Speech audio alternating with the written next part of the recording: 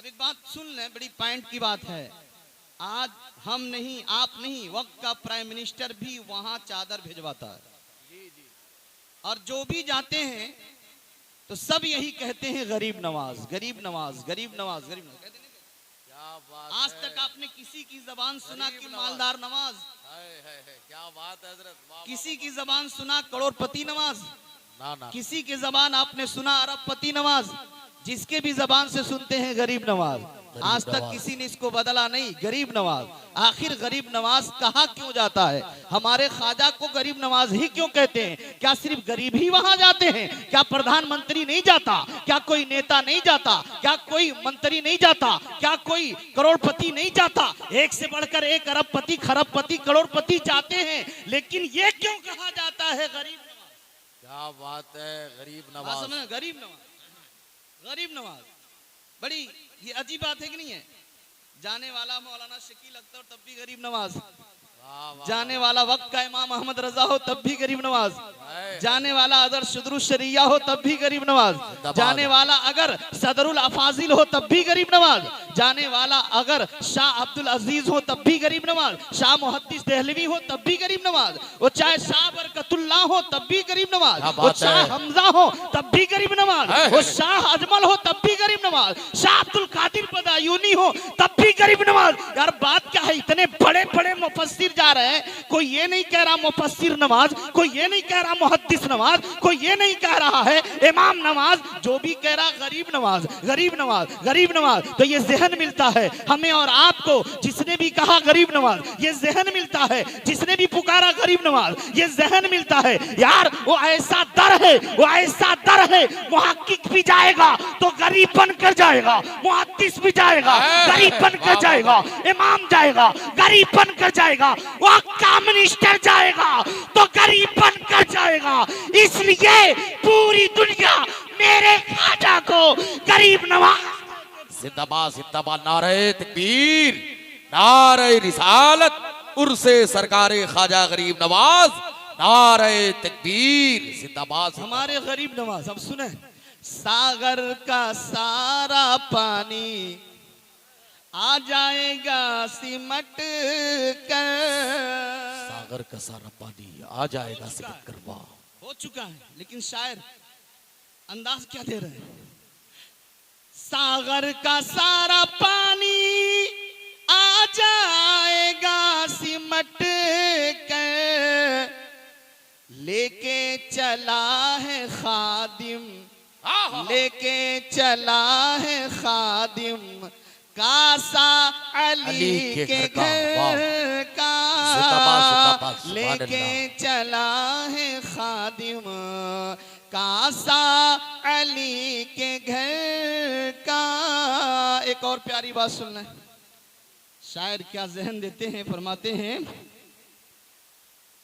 ख्वाजा से आके बोला जल्दी पढ़ाओ कलमा, क्या बात है। ख्वाजा से आके बोला हमको पढ़ाए कलमा, ख्वाजा से आके बोला हमको पढ़ाए कलमा, जेपाल ने जो देखा, जेपाल ने जो देखा जलवा अली के घर का,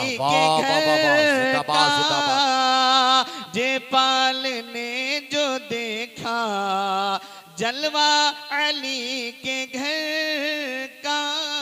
एक शेर और समाप्त कर ले बस, अशार तो बहुत है, बस एक शेर और पढ़ूंगा, और वो भी बड़ा जबरदस्त शेर शायर ने लिखा है कि बड़े अच्छे अंदाज में शायर ने एक बेहतर जुमला दिया और लिखा कि सजदे जहां में जाहिद यूं तो हुए हजारों, सजदे जहां में जाहिद यूं तो हुए हजारों, सजदे जहां में जाहिद यूं तो हुए हजारों, मशहूर है जहां में, मशहूर है जहां में सजदा अली के घर का, मशहूर है जहां में सजदा अली के घर का। दुरूद पाक पढ़ने अल्लाहुम्मा सल्ली व सल्लिम अला सय्यिदिना व मौलाना मुहम्मदिन बारिक सलातों व सलामन अलैका या रसूल अल्लाह सल्लल्लाहु तआला अलैहि वसल्लम। आखिरी वक्त है, मुख्तसर सी तकरीर कुछ समझने के लायक और भी समात कर। माशाल्लाह बड़ी अच्छी अच्छी तकरीरें आप हजरात समात कर चुके हैं। अब तकरीर करने की ज़रूरत नहीं है, लेकिन अब आ गया हूँ तो दो चार जुमले दो चार बातें सुन लें। ख्वाजा की नवाज रदी अल्लाह ताला अन्हु अल्लाह के वली, पूरी दुनिया जानती है। और आज हम सुन्नियों को सिर्फ करामत सुनने की आदत लग गई है, सिर्फ करामत सुनने की आदत लग गई है।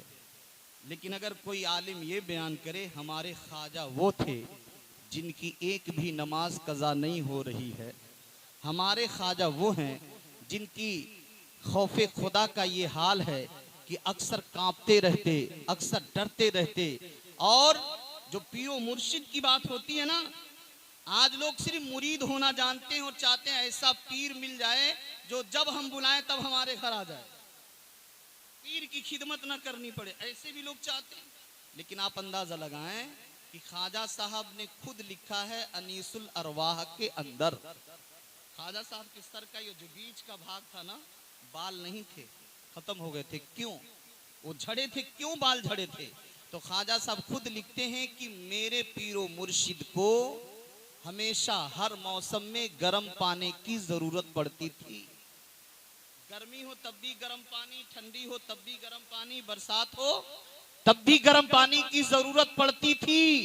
ख्वाजा साहब कहते हैं जब से मैं अपने पीर की गुलामी में गया तो अपने पीर को पानी गर्म करने की जरूरत पड़ती पीर के लिए। तो आप फरमाते मैं हमेशा अपने सर पर अंगेठी लेके चला करता था। और जब पीर में इस तरह से डूबे तब जाकर ये मकाम हासिल हुआ ना। तो आज लोग पीरी मुरीदी को भी बहुत आसान समझ लेते हैं, बहुत आसान। आसान मत समझिए। हजरते अमीर खुसरू ने भी पीर का एक पाठ पढ़ाया है, मुरीद का पाठ पढ़ाया है, उधर न जाकर के सुने। वही ख्वाजा नवाज रदी अल्लाह ताला अन्हु हैं।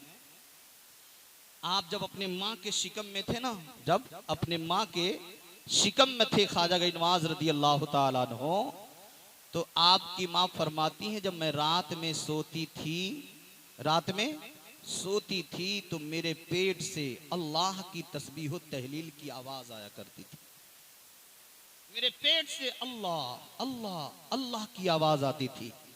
हजरते माहे नूर बीबी जो ख्वाजा नवाज की माँ, वो कुछ सहम जाती आवाज किधर से आ रही है, आवाज कहाँ से आ रही है।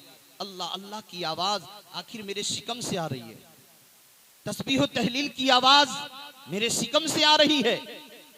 तो आवाज आती है माहे नूर बीबी घबरा मत, सहमो मत। ऐ माहे नूर, तेरे पेट में पलने वाला बच्चा तेरी पेट में रहकर अपने परवरदिगार की तस्बीह व तहलील कर रहा। पेट में रहने वाला बच्चा अल्लाह का जिक्र कर रहा है, वो हमारे ख्वाजा नवाज है।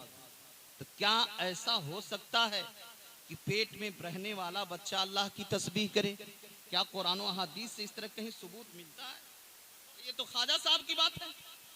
क्या कुरान और हदीस में कहीं से इस तरह तज़किरे मिलते हैं कि पेट में रहने वाला बच्चा दुनिया में बोल दे, पेट में रहने वाला बच्चा पेट में बोले, बाहर आवाज आए? क्या इस तरह से कहीं मिलता है? दो बातें सुन लीजिए, उसके बाद मैं तकरीर खत्म। बता दूं कि रहने दूं? आप लोग बोले, आप लोग स्टेज वाले, ये दो बात बता दूं कि सलाम पढ़ लिया जाए? बताऊं? ठीक है, अगर सुनिए तब, अगर टाइम घंटा लग जाए तो सुने। पहले मैं आपको अपने प्यारे वतन हिंदुस्तान की बात बताता हूँ और एक ऐसे आलिम, एक ऐसे मुहद्दिस की बात बताता हूँ जिसको सुन्नी भी मानते हैं, देवबंदी भी मानते हैं।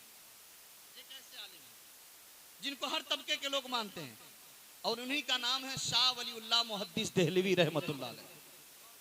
शाह वलीउल्लाह मुहद्दिस देहलवी, शाह वलीउल्लाह मुहद्दिस देहलवी बेटे हैं शाह अब्दुल रहीम के, और एक रहीम बख्श मौलवी जो सुन्नी मकतबे के नहीं है, देवबंदी मकतबे के हैं, मौलवी रहीम बख्श, उन्होंने एक किताब लिखी हयाते वली। और शाह वलीउल्लाह मुहद्दिस देहलवी ने खुद एक किताब लिखी है जिस किताब का नाम है अनफासुल आरिफीन। अनफासुल आरिफीन ये किसने लिखी है, मुसन्निफ कौन है? तो शाह वलीउल्लाह मुहद्दिस देहलवी खुद उस किताब के राइटर हैं, उस किताब के लेखक हैं, उसके मुसन्निफ हैं। उन्होंने अपनी पैदाइश की बात लिखी है। शाह वलीउल्लाह मुहद्दिस देहलवी लिखते हैं, जब मैं अपने माँ के पेट के अंदर था। कहाँ था? माँ के पेट के अंदर। शाह अब्दुल रहीम आपके वालिद हैं, आपकी माँ है। शाह अब्दुल रहीम के बारे में लिखते हैं, शाह वलीउल्लाह लिख रहे हैं कि जब मैं अपने माँ के पेट के अंदर था, एक दिन मेरे घर के दरवाजे पर एक भीख मांगने वाला एक साइल आया और रोटी का सवाल किया।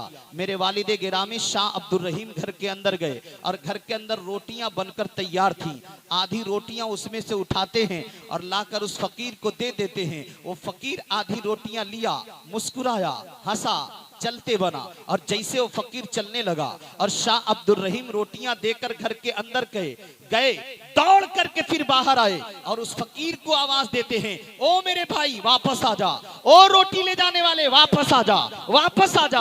अब वो फकीर वापस आ गया। कहा जी हुजूर कहें क्या बात है? कहा ठहरो, दरवाजे पे ठहरो। वो फकीर वहीं ठहर गया।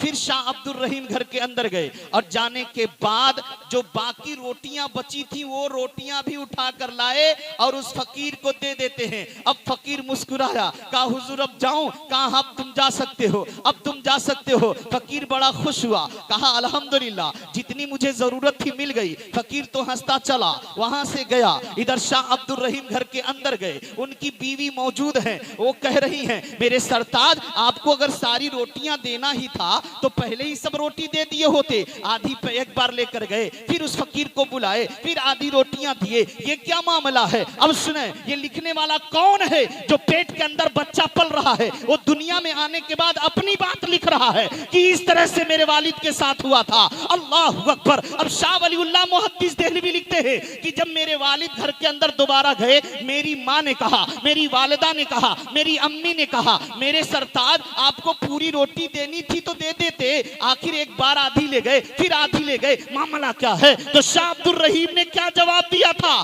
कहा है मेरी शरीके हयात, आधी रोटियां जो मैं पहली बार ले गया ये अपनी मर्जी से ले गया था, और जब दे करके घर में आया तो तुम्हारे पेट में पलने वाला बच्चा मुझसे कह रहा था, ए अब्बू जान जो दरवाजे पे फकीर है उसको और रोटियों की जरूरत है। तो पहली बार अपनी मर्जी से ले गया और दूसरी बार पेट में पलने वाले बच्चे के मर्जी। जिंदाबाद, नारे तकबीर, सिद्धान अल्लाह सुभान। अब आप गौर करें, पेट में पलने वाला बच्चा कौन? शाह वलीउल्लाह मुहद्दिस देहलवी। तो शाह वलीउल्लाह मुहद्दिस देहलवी जब अपनी माँ के पेट के अंदर से रह करके दरवाजे पे फकीर को भी देख सकते हैं, दरवाजे पे फकीर आया है उसको कितनी रोटी की जरूरत है वो भी देख सकते हैं। तो जब शाह वलीउल्लाह की निगाह का ये आलम है तो मेरे खाजा के निगाह का आलम क्या होगा? जब शाह वलीउल्लाह मुहद्दिस देहलवी की निगाह का ये हाल है तो मुस्तफा जाने रहमत की निगाह का हाल क्या होगा? जिंदाबाद। इसीलिए तो शायर कहते हैं, जब उनके गदा भर देते हैं शाहाने जमाना की झोली, मोहताज का जब ये आलम है मुख्तार का आलम क्या होगा? जिंदाबाद। एक बात हो गई, अब एक बात और सुन लें। चार बहुएं हैं, कोई एक औरत आए, उस बहू के पास कुछ और बात, उस बहू के पास कुछ और बात, उस बहू के पास कुछ और बात। हो सकता है? नहीं हो सकता है। चार भाई हैं, चार भाइयों के पास एक ही आदमी जा जा करके तरह तरह की बातें कर रहा हो तो जरूरी है। अल्लाह ने फरमाया है, इदा जाकुम बिनबइन फतबय्यनु, जब कोई तुम्हारे पास कोई खबर लेकर आए तो पहले उसकी जांच कर लो तब जाकर के कुछ करना। लेकिन उस इलाके के लोगों ने जमा होकर के, जो अल्लाह के बंदे ने अपना घर बनाया बनाया था, इबादत खाना बनाया था, जाकर उसे तोड़ फोड़ के गिरा दिए, पूरी इमारत तोड़ दिए। इतना नाराज हुए सब। अब जब अल्लाह के वली हजरत जुरैज आते हैं, देखते हैं मेरी इबादत गाह तोड़कर रख दिया गया है, लोग बड़े गुस्से में हैं, पत्थर मारने के लिए तैयार हैं। हजरत जुरैज ने कहा हुआ क्या है? हाकिम भी गुस्से में है, पूरा इलाके के लोग गुस्से में हैं। कहा जुरैज आप तो अल्लाह के वली बनते थे ना, लेकिन ये क्या आपने कर दिया? कहा मैंने क्या कर दिया जी? कहा अभी इतना भयानक गुनाह आपने किया है।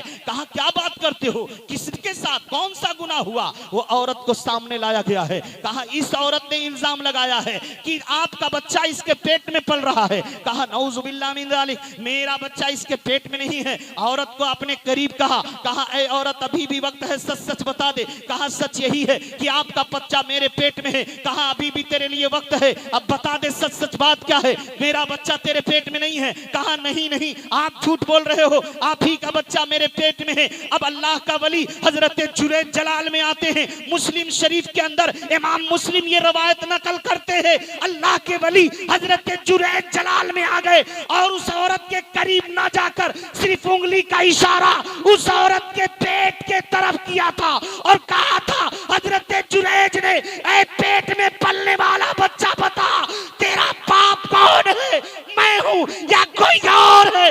अल्लाह ने उस पेट में पलने वाले बच्चे को ताकत अता फरमाई है। बच्चा पेट में है, पेट के अंदर से देख रहा है, बाहर मुझे पुकारने वाला कौन है, बाहर बुलाने वाला कौन है? वो बच्चा जब हजरत जुरैज ने उंगली दिखाई है और जब उंगली दिखाया पेट के तरफ, कहा ओ पेट के बच्चे बोल दे, इतना कहना था, पूरे लोगों ने सुना।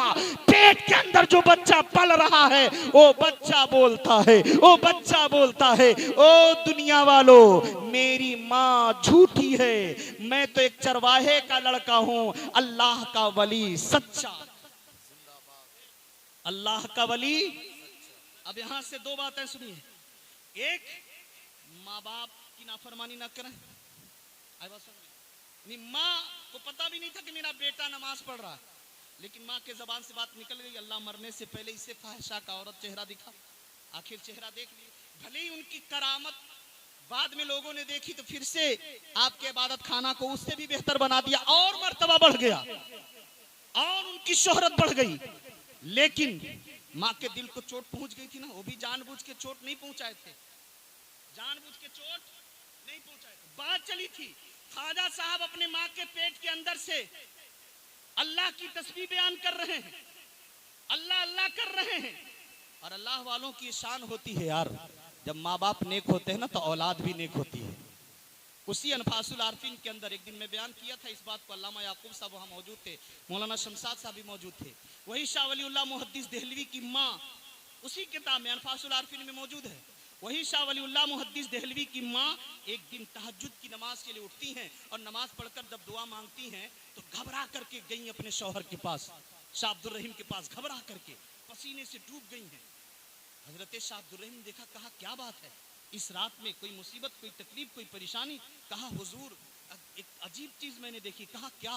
कहा हुजूर जैसे मैंने दुआ के लिए हाथ को बुलंद किया ना तो मेरे दाहिने हाथ के नीचे एक छोटा सा हाथ निकला, बाएं हाथ के नीचे भी एक छोटा सा हाथ निकला, इसी से मैं डर गई और डर कर आपके पास आ रही हूँ। शाह अब्दुल रहीम मुस्कुराने लगे, शाह अब्दुल रहीम मुस्कुराने लगे। कहा ए मेरी शरीक हयात, ये डरने की बात नहीं है, घबराने की बात नहीं है। जब तुम दुआ के लिए हाथ उठाई हो तो तुम्हारी दुआ के लिए आमीन कहने वाले हाथ वो जो निकले थे वो किसी और के नहीं, तेरी पेट में पलने वाला बच्चा तेरे साथ आमीन कहने के लिए हाथ निकाल दिया। ये होते हैं अल्लाह वाले। जब माँ नेक होगी तो इंशाअल्लाह औलाद भी नेक होगी। तो ख्वाजा गनीमाज रज़ी अल्लाह ताला से उल्फत रखें, क्योंकि हदीस पाक में है, नबी पाक फरमाते हैं माँ मन कान अल्लाह कान अल्लाह लहू, जो अल्लाह का हो जाता अल्लाह उसका हो जाता है, जो अल्लाह का होता है अल्लाह उसका हो जाता है। मैं गुफ्तगू करता लेकिन वक्त इजाज़त नहीं दे रहा है कि मैं गुफ्तगू करूं, फिर जिंदगी रही मुलाकात तो होती रहती है। आज हमारे बड़े खुसूसी मेहमान बिहार से चलकर आए, ज़बरदस्त तकरीर की है। अल्लाह ताला उनके भी इल्म अमल में बेपनाह बरकतें अता फरमाए, और जो कुछ इस जलसे में बयान हुआ है हम सबको अमल की तौफीक रफ़ीक अता फरमाए। वमा अलैना इल्लल बलाग। अस्सलामु अलैकुम रहमतुल्लाहि व बरकातुहू।